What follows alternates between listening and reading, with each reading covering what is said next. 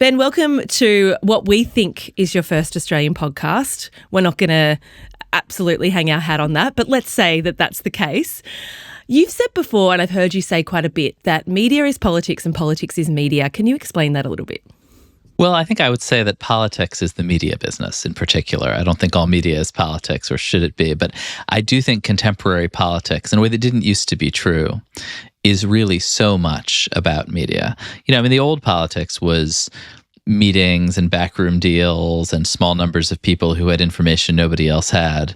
And I think to run a political campaign now is to produce images and videos and speeches and events in a way that is very much like the job of running a media company. And this is why it's fascinating to have you on, because your experience really is at the junction between politics and media. Let's just start with your background as well. You wrote for the news outlet Politico from, I think, 2008 to 2011. You were then editor of BuzzFeed News, a reporter, then the media reporter at the New York Times. I thought about asking you sort of what job you enjoyed most, but I'm probably more interested in what gave you the most, particularly with a view to what you're doing now. Oh, I've sort of been lucky to love everything I've done, and I've always just sort of chosen to do the thing that interested me. I started out, covering City Hall in New York, and I loved that.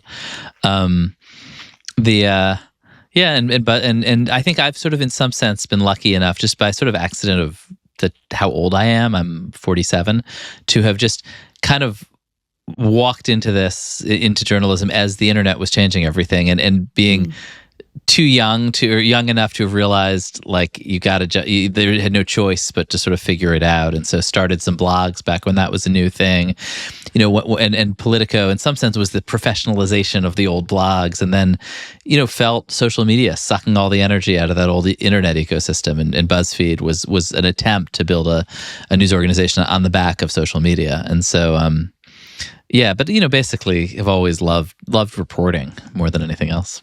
BuzzFeed News doesn't exist anymore. How do you reflect on that?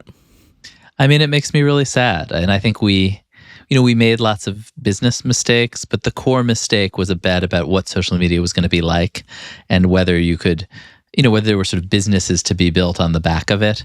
And I think we just, sort of fundamentally bet wrong, and there wasn't. But there were these very exciting moments. I remember going to Sydney and recruiting Mark DiStefano and Lane Santee and great Australian journalists. And Australia was somehow better adapted to BuzzFeed than anywhere else in the world, because I'm trying to find a polite way to say this. I would say because the gap between high and low is perhaps slightly less wide than in other markets. You can say that we're tiny. It's fine. No. I wasn't trying to say that you were tiny. I was trying to say that you were.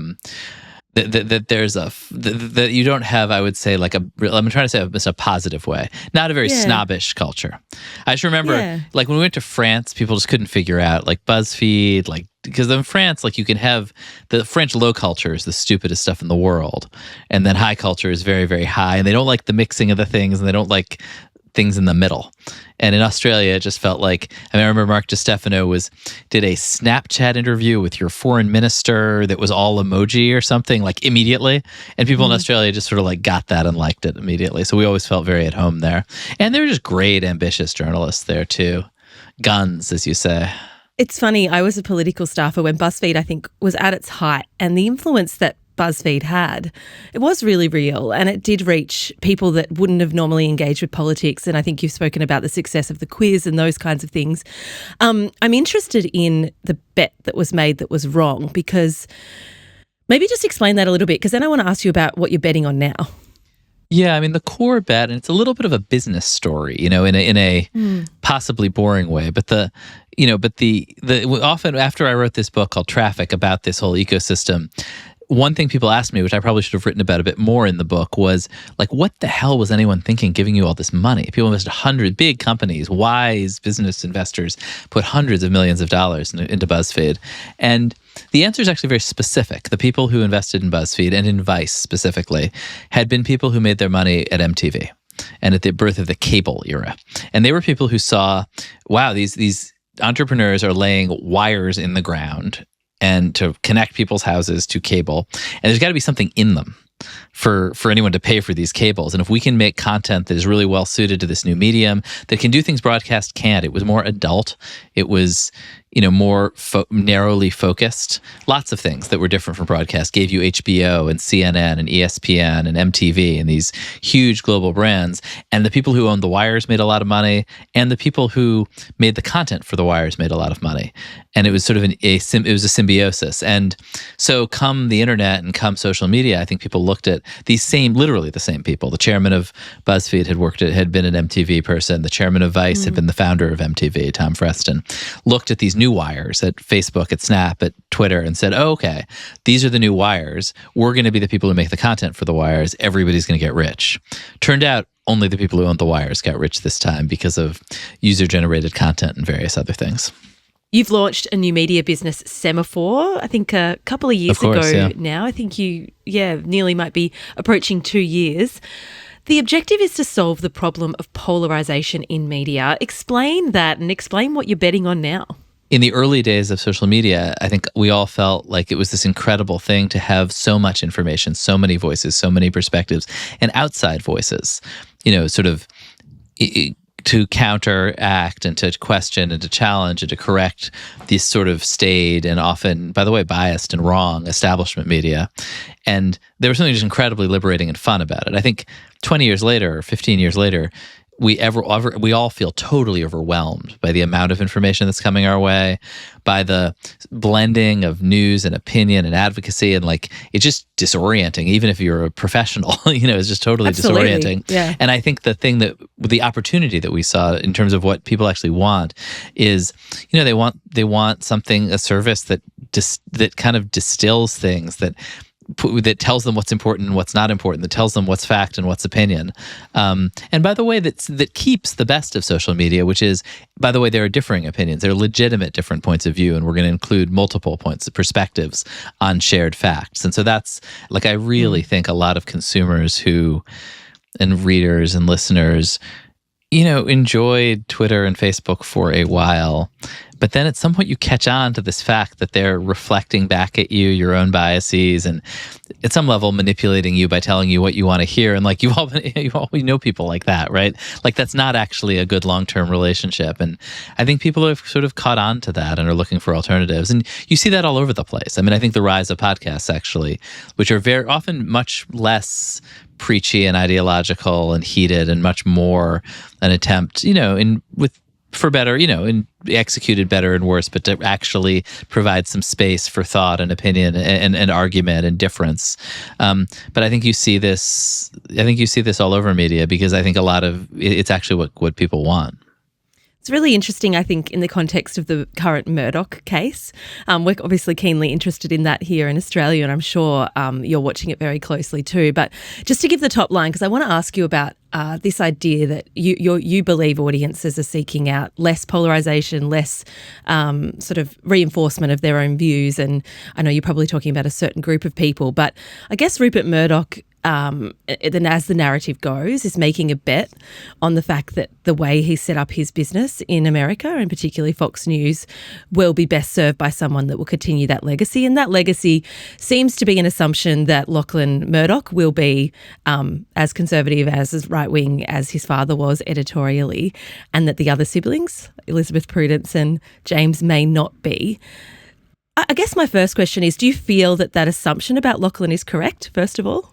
Oh, for sure. I mean, Lachlan ran Fox through the Trump era, where they were they basically swallowed what their reported distaste for Donald Trump to follow their audience into very kind of fervent support for him.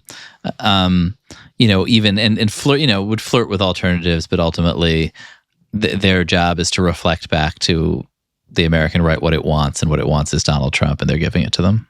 And do you think that is a business decision that might be maybe, is your view that there's still going to be people that want that and there's going to be mass that want that? Or do you think there is a shift? Yeah. When I say there's an audience that has gotten sick of that, it doesn't really include the sort of 70, age 70 and up Americans who love Fox News and watch it, of whom there are a couple million. I mean, it's a lot of people, but also it's a country of 350 million people. So, you can have a big business that isn't necessarily totally consuming the culture. But no, Fox is this incredibly cynical operation. And the Wall Street Journal is a great newspaper. I mean, I think that, Murdoch in some ways, a very complicated legacy, which includes both these really cynical political operations and really great newspapers and things that are sometimes either and both. I guess to your point, though, about their audience being older, 70 plus, like what is the future then? What is when you're talking about people that are seeking out different points of view and are sick of this polarization, are they younger people? Are they who are they? Yeah, I guess this is, we've obviously found an audience that tends to be more the people, the leaders in different fields who actually need and want real information, not need their own prejudices reaffirmed. And to some degree, that's our focus. And there will always also be fervent partisans who want their prejudices reaffirmed. And I'm sure that will always be a great business for Fox. Although they'll have to, my own guess is that they'll acquire Ben Shapiro's Daily Wire, because at some point they're just going to have to find, like, their audience is just dying, literally dying. And they're going to at some point need to find younger people. And so I assume they'll buy one of these sort of right-wing American startups. That's my total semi-informed prediction.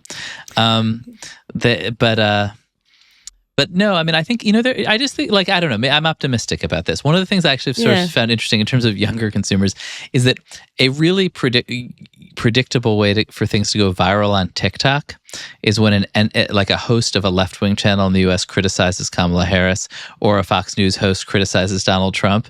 And I guess I sort of take that to mean that people have like some lingering desire for voices that are not just purely partisan. And I'm really interested in this idea, particularly in this election. Like, where do you think the most influence is coming from as far as media? Like, what are the most influential channels when it comes to communicating with those who might be seeking to vote, have made up their minds and they're voting? Where are they getting their information? So I have a sort of dodge here, which is that the real story of this U.S. election is fragmentation. Everything's getting split up, getting smaller. There are tons of smaller voices, smaller podcasts, smaller newsletters. And the smaller things are becoming medium-sized. The bigger things are getting smaller, but they're not. So like the Fox News and the New York Times remain the biggest and most influential pieces of American political media, but they're both a little smaller and less influential than they were, and no single thing is rising up to replace them. What's rising up to replace them is lots of different things. It makes it very hard to understand what's happening. I would say TikTok is the biggest platform for these voices. Very hard to understand what's happening there. Like, is it, I think you saw this sort of incredible surge of interest and support for Kamala Harris that was certainly reflected on TikTok and seemed to be driven by it. But the platform is very, very opaque. You don't really know what's going on there. You also don't know to what degree the people who own it are trying to put a thumb on the scale. And I guess that's the conversation. We've obviously interesting to see Taylor Swift come out and endorse Kamala Harris. And in Chapel Roan just more recently has had that drama about not endorsing a certain candidate and then saying that she will be voting for Kamala Harris.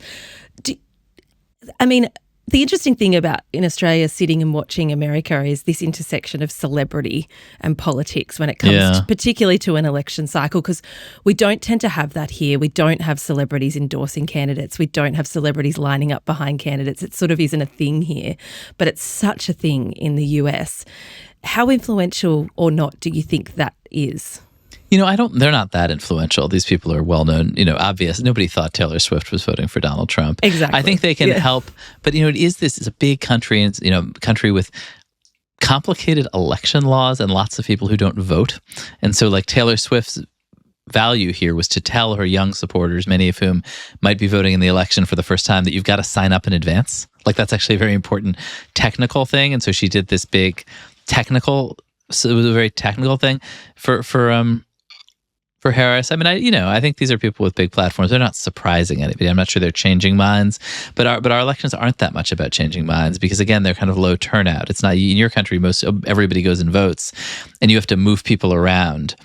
For us, there are people who will make up their minds, but there's also a huge focus here on getting your base out, on getting your own supporters excited and turning them out. And it's a very, very polarized country. It's very fixed. It's funny. I was at the Democratic convention in Chicago, and just happened to be watching it with the senior official in the Labor Party in Britain, and we were watching it together. And he said, it's funny, at our conventions we're very focused on the people who used to vote Labor and are now voting Tory and how to win them back.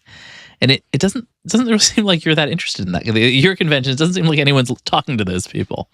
It's like, well, once in a while we get there's like a police officer speaking about Kamala Harris trying, but that's not really the focus. How do they, though, I guess, if it is going to be a close election, which, I mean, I think we always say this here, take it with a grain of salt what the polls are saying, take it with a grain of salt what the commentary's saying, but everyone is saying that it could be really close. It could come down to, a matter of votes in some places. How do you reach those people that are sort of sitting somewhere in the middle? It is incredible, right, to think about, like, who has not made up their mind? Like, who are these people? And honestly, It is people once in a while. Like, I remember, you run into somebody who's like, wait, is Donald Trump running for president again? That's crazy. It's like, this is like last week. So I don't know. It's people. Where were you? I was in Maine, the state of Maine. Right. Okay. Not a swing state, actually. But yeah, you run into people who don't really care about politics and don't pay much attention, and don't want to. And I mean, it's kind of nothing wrong with that in a certain way. And so, the main way they try to reach those people is, I mean, for all the talk of new media, they're going to be spending literal billions of dollars on television advertising. And so when you sit on your couch to watch an American football game, as I did last night, just like back to back, and I'm in New York, right? I don't know why I'm seeing this stuff, but the Harris ad says that she's going to lower your gas prices and your grocery prices and stand for the middle class because she worked at McDonald's when she was a kid. And the Trump ad has pictures of Kamala Harris with drag queens and says that she is for they, them, and he is for you. So that's just like a night of watching American football. What is the experience for the American public of the next sort of 5 weeks as we head towards an election? Like, how much is it? How can you avoid it? Can you avoid it? I mean, the experience is a national nervous breakdown. I mean, it's just totally nuts. It's, people feel a lot of, I think, anxiety and paranoia, and supporters of both candidates, I think, are very stressed about it. Yeah, it's a very strange, and I think, like, and if for journalists, I think American policy is fascinating to write about and is very interwoven with journalism in a way, and journalism can have a lot of effect on it when it's months and years away. But I always think of it as sort of a meteor kind of approaching the Earth, and by October of the election year, all you can really do is just point and scream. You covered the 2008 election where Barack Obama was elected against John McCain. How much has it changed? How is it so different to back then? That's a really interesting question. I mean, I think one of the things about the 2008 election that you don't always know at the time what's going to, what points to the future. And I think we all thought the point of the 2008 election in the end, Barack Obama's one of his powerful lines was just that it was time to turn the page on the divisive fights of the 20th century, that turn the page on the baby boomers, actually, was sort of what he meant. Just like, these people are still fighting about the Vietnam War. Like, what even? These are old people fighting about old stuff. Let's just move on. Like, we don't have to resolve those fights. We can just move on into the future. And I think there was a sense of like, okay, this is a real generational shift in America toward a more diverse country with more diverse coalitions, a different kind of leadership style. And just frankly, younger leaders. That turned to be totally wrong, right? Like, Barack Obama is still the youngest person who, like, no one anywhere remotely. Barack Obama is still way younger than Joe Biden, Donald Trump, Hillary Clinton, who was nominated after him.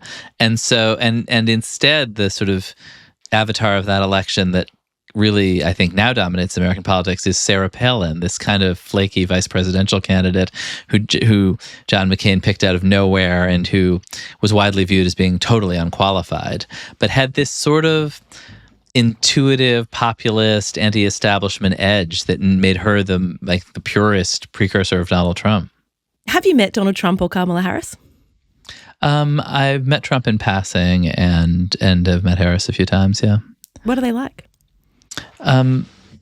Trump, and again, I really very passing experience. So based on my colleagues who know him much better, is in person much smarter and more charming and engaging than he sort of performs, and is a very capable performer, obviously. I mean, Harris is interesting. I first met her when she was a California politician in 2009 or 10 who was thinking about starting to sort of make her way into Washington. I was sort of a mid-tier Washington reporter, and they decided to try her out on me. And so I was her first DC interview. And I remember she was very smart about law enforcement questions because she was the California Attorney General.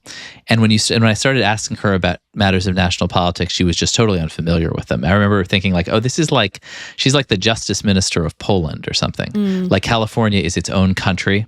She's a major, major political figure in a different country, and clearly incredibly talented and smart, but also really from a different place and kind of unfamiliar with American national politics to a surprising degree. And I do think part of what's hard to see from the outside about her is that while she's in her late 50s, she really only came to Washington when she was 53. So she's kind of a newcomer to national American politics. And meanwhile, California is it's another country. Politics there work differently.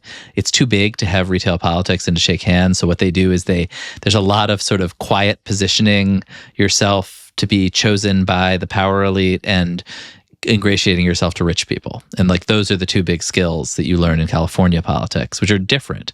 And a kind of televised performance, which she's very good at. But I think you saw these skills come in particularly when it felt like suddenly like Biden's out and it's wide open. And suddenly it's not wide open because every member of the Democratic power elite had, unbeknownst to us, spent 6 years being avidly courted by Kamala Harris for this very moment. So it turned out that like Hillary Clinton thought she was Kamala Harris's best friend. Like no one knew that. But Harris had been very assiduously kind of courting all of the internal power bases in a way that was invisible from the outside and very much a feature of where she came up. Fascinating stuff. What a great insight into those two people.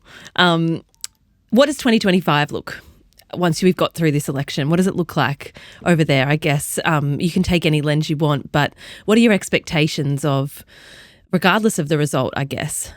I think the different results are pretty different. I mean, I think Trump has a very ambitious domestic policy agenda centered on immigration that will be incredibly divisive, and depending on how aggressive he is, bring people into the streets in large numbers, or not. I mean, I think and I think Harris has a very unambitious domestic policy agenda, shaped by the fact that Joe Biden came in, thought he was Franklin Delano Roosevelt to reshape the whole economy, kind of was seen as overreaching. And so her agenda is very much about we're gonna try to pass a $6,000 a person child tax credit, like a popular policy that would arguably make parents' lives easier and raise taxes. But it's also very negotiable. Like it's certainly a policy she can bring to Congress, and Republicans will say, well, what about $2,000? But also you cut taxes this way. It's these are very kind of Bill Clinton style, negotiable, modest, popular policies that she's talking about. And I think one really interesting feature is that unlike a lot of our sort of peer countries, the U.S. economy is very strong right now, and growing, creating jobs, unemployment is low, interest rates are going down. And so there's a pretty decent chance that whoever is elected inherits one of the great economies and takes credit for it. And so there's sort of a Trump boom or a Harris boom that they get to take credit for, which is one of the strange ironies of politics. What about globally? How does it look depending on who wins? I mean, Trump is, I think it's complicated because I think Trump both is more, is very reluctant to engage the U.S. abroad and is skeptical of particularly NATO and U.S. support for Europe, and meanwhile supportive of Israel but hates Benjamin Netanyahu and also doesn't want to engage U.S. troops in that region, and also is legitimately viewed as kind of scary and unpredictable by American adversaries, which can be a real advantage. And so I think it's not totally obvious what happens. I do think obviously the Russians are hoping that Trump wins. The Ukrainians are hoping he loses. I was in Saudi Arabia recently, and they kind of can't decide which they're hoping for. It's a complicated picture. I think not as obvious. I think that what you typically see is more continuity in U.S. foreign policy than you think. Right. And I think that's what you've seen through the years. And I do think that, Trump is talking a big game about huge tariffs. I think if you see the U.S. economy growing the way it's growing right now, and I'm skeptical that he's actually going to want to come in and tank the stock market. Harris as president on the global stage? I mean, continuity, right? I mean, I think, support is sort of, pained, partial support for Israel, but no real interest in picking a fight over it and being defined by it, this sort of long continuing attempt to pivot to Asia and to focus on the U.S.-China relationship. And certainly more support for Ukraine against Russia. But honestly, I think in both of those cases, it's about the shape of what a peace deal that emerges there and the exact outlines of it. Perhaps we can talk to you again in 2025 and see where we're at. I want to get back to the relationship between politics and media, though. I want to finish with an anecdote you told on your podcast, Mixed Signals. It's a podcast I highly recommend to anyone interested in media. I listen to it each and every week. But this week you told a story about when you were having dinner, I think, and forgive me if I tell this incorrectly, you can correct me, but and Bill Clinton came over to you and made a joke, which I think the joke is not particularly relevant to the story, but you could have written a story about it. It was a little bit of a yarn. It wouldn't have broke the world, but it was a bit of a yarn. You tell the story then that you went to the bathroom to write it down, came back out, and Hillary Clinton's press secretary, because this was during her campaign period for president, came out and said, "Look, can you not write that story? And in exchange, I will give, you can have dinner with the Clintons right now." You say you regretted the decision to have dinner with the Clintons and not write the story. So you better tell us what the story is. But I'm interested in whether this is how it works. Like, is this, I think people are really interested in how it actually works when it comes to interacting with not just, I guess, the candidates themselves, but their staff and their press secs and their strategy. Yeah, it's funny. That was, I mean, honestly, like my own view is that access is a curse, and I've mostly not been the kind of reporter who traded for access or cared about access. And I totally thought I made a mistake, but it was like, as you say, it was like a stupid yarn and didn't feel that valuable. And I didn't, to sort of sell my soul for, but it is just sort of an instance of something I really try not to do and do regret. But it was a funny story at the time, which is Rudy Giuliani was riding really high and seemed likely to be the nominee, and Bill Clinton. And it was after a kind of LGBT debate, and I was having dinner with two gay donors at this LA hotel, and Clinton knew them and came over to talk to them, and I think didn't realize I was a journalist, and said that once the hillbillies of Arkansas and West Virginia realized that Rudy Giuliani's first wife was his second cousin, he was going to carry those states easily. It was funnier when he told the joke, but but it would have been like a 2-hour scandal, and instead I had a unmemorable, and I'm sure for them, painful dinner with Hillary Clinton. Honestly, very rarely are you offered a transaction that's crude. What I was. I guess that's what I was curious about. But it was kind of the dumbest thing in the world, and so it's not like I wasn't burying Watergate. But I think there is a. Rarely is it that crude, but honestly, like, why do some reporters get a certain kind of press release and a certain kind of announcement to write? Because the people making the announcement understand that there's an implicit deal, that they'll write it, they'll cover it from the perspective of and with a sort of favorable spin of the person giving it to them, and that's basically what you'd call access journalism.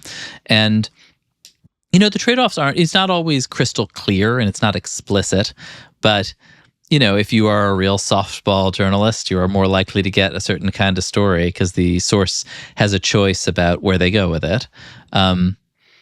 And if you are reflexively cynical and negative, you'll never get certain stories, but you shouldn't be reflexively cynical and negative either. You should be fair. And I have always thought, that you should not, that it's not worth, it's just not worth that much. It's not worth as much as it seems like. The good stories are the ones somebody didn't want you to tell. How would an audience know? Like, I think, as someone, and we're talking to those people who you've identified are, sick of the polarization, keen for factual information, keen to probably read stuff from journalists that aren't trading in that way. How do we know? How can we tell? It's a really good question. And I think journalists, ultimately, you have to hold people accountable to telling the truth. And I think there is a spectrum of, like, the prime minister chose to give this big interview not to, what's her name, Sarah Ferguson? Is that your very tough television broadcaster? Like, 7:30, maybe he didn't choose her. He chose somebody else because he's afraid of her, rightly. And does that necessarily mean that other person is, like, totally corrupt and a sellout? No. But it does sort of reflect well on her in a certain way. But she also would have liked to get the interview.